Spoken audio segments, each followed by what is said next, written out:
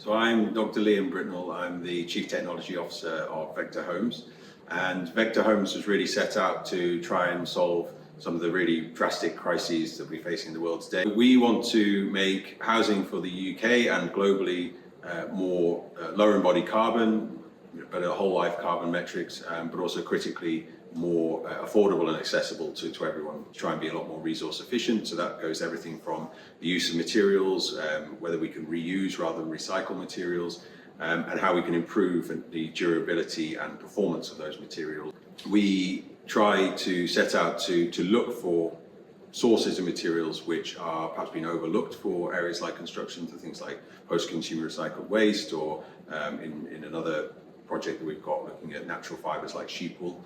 And generally what we're trying to do is harness those properties of graphene, and by incorporating them into a material like a plastic resin or onto the surface of fibres. We really only started, myself and Nathan, two of the co-founders, out of three, started full-time in sort of mid-2022. So at that point, one of the big milestones for us was getting the first grant-funded project, which we did here in Geek, which we then were able to go on and patent the results from. So that's all in process.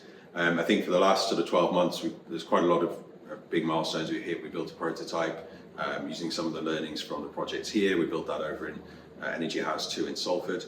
And expanding the team has been a significant milestone for us. So having access to the density of material science and physics and chemistry talent that we have here in ID Manchester, Geek, Royce, we've been able to expand with a really strong technical team, and no small part is due to the fact that we're based here and we have access to a lot of really cutting edge equipment. We're hoping to make a big splash in residential construction, so accelerate the number of houses, or increase dramatically the number of houses that we build in the UK every year, to make sure that everyone who wants to get on the property ladder should be able to afford to, can do.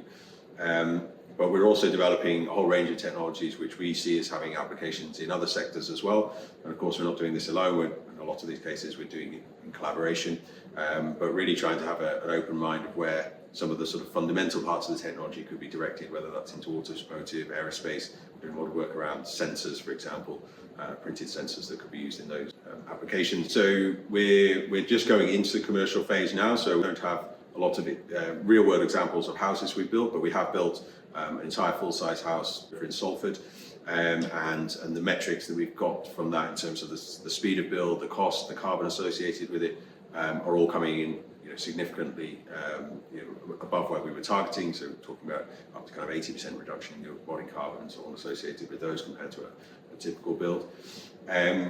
What we're really hoping to be judged on is the progress we're going to make in the next 12 to 18 months, really getting houses built. We've got plans to be doing that in the next three to 6 months.